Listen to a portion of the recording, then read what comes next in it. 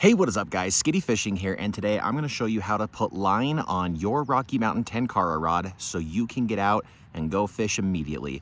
Let's get to it.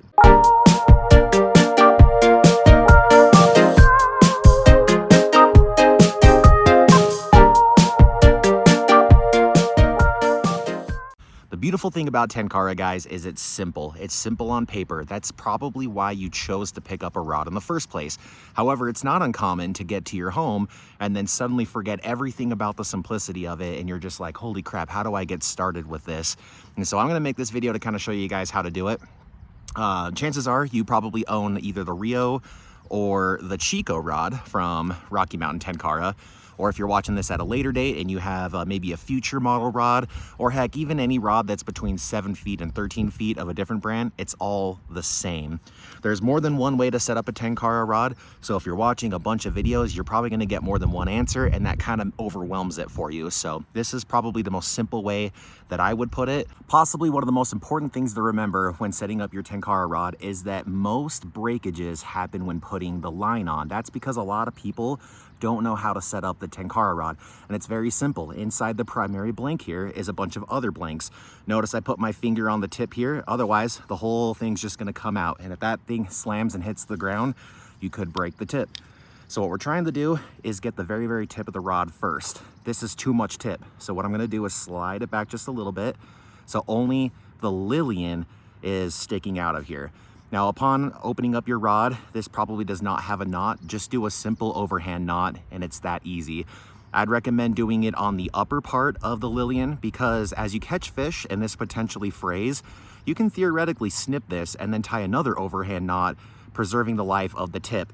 But if I'm being honest with you, I've caught thousands of fish among plenty of Tenkara rods, and I have yet to experience that. So, plus chances are you got a spare tip with your Rocky MTN rod anyway.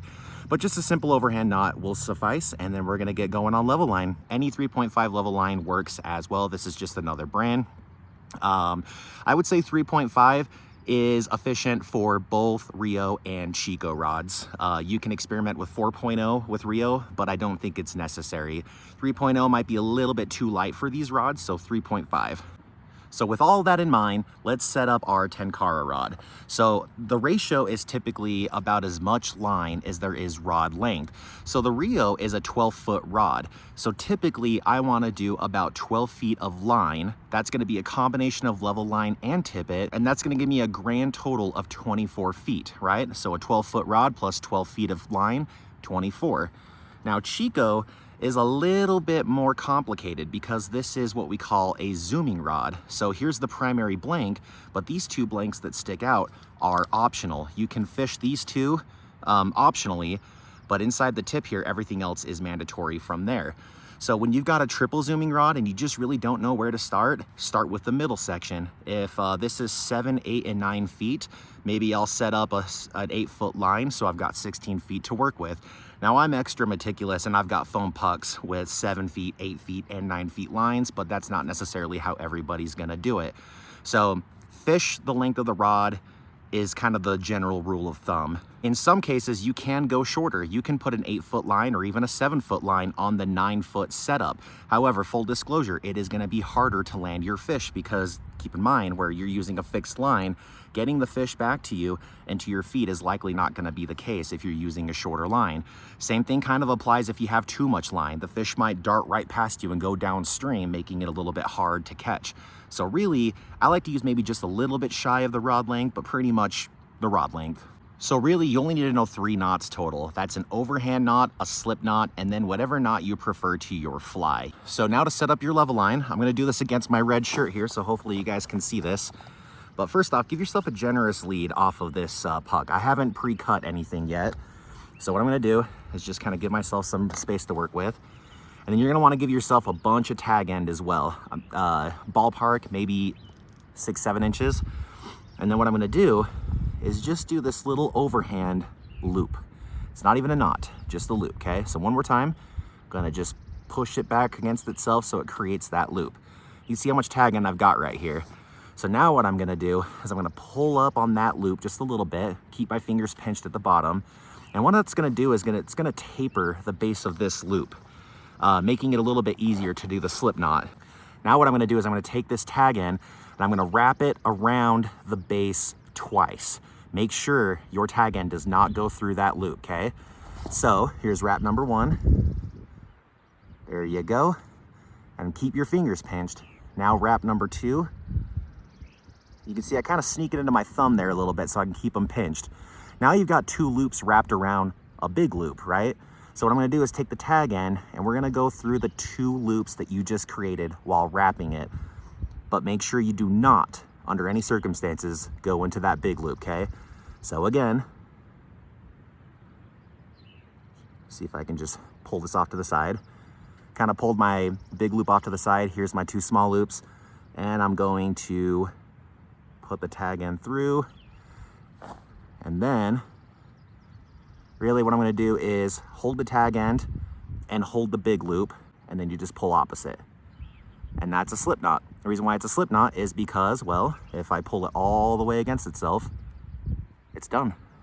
So, we like this on our Lillian because you can undo the knot by pulling backwards on it. However, if you catch a fish, the fish is only pulling forward, so it's tightening your knot every single time. So when we take our Tenkara rod, okay, I like to use my armpit, by the way, so I can keep control of the tip. Just slip that slip knot right over that, okay? I'm gonna hold the end of that knot and then just pull back on the main line until it's tight. See it come together like that? Now I have a ton of tag in here, so I'm gonna snip it.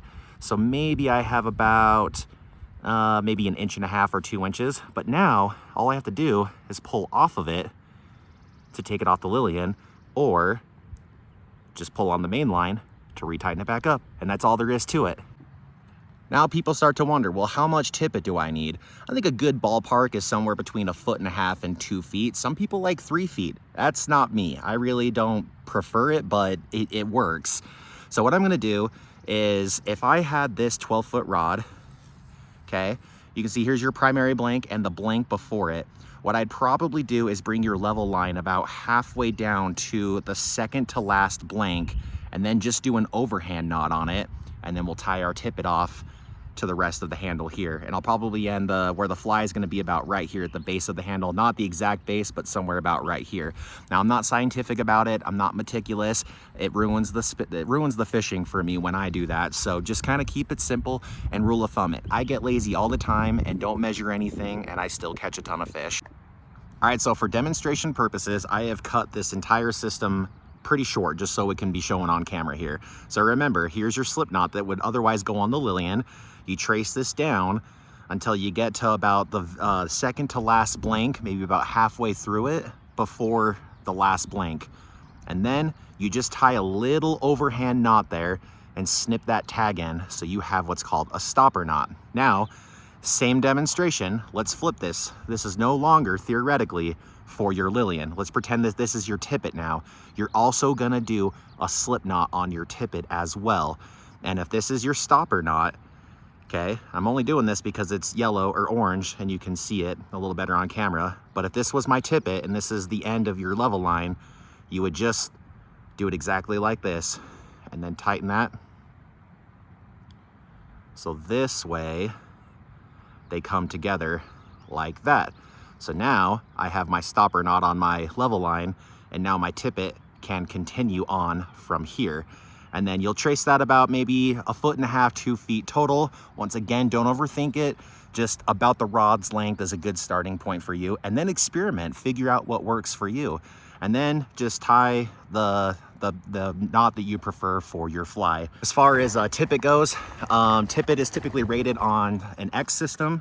So about 90% of the time on my Tenkara rods, I'm using 5X. Yes, even on the big haunchy Rio rod. However, if you are targeting bigger fish, let's say bigger is about 14 inches or plus, you'll probably want to consistently use 4X. If you're fishing a creek that's got the occasional 14 to 15 inch trout, but it's like really rare, I'm still going to use 5X. It's not a big deal to me. So, but anyway, I hope that really helps you guys, and congratulations on your Rocky Mountain Tenkara rods. Reach out to me if you have any questions, and I'm happy to respond anytime. Tie lines, everyone.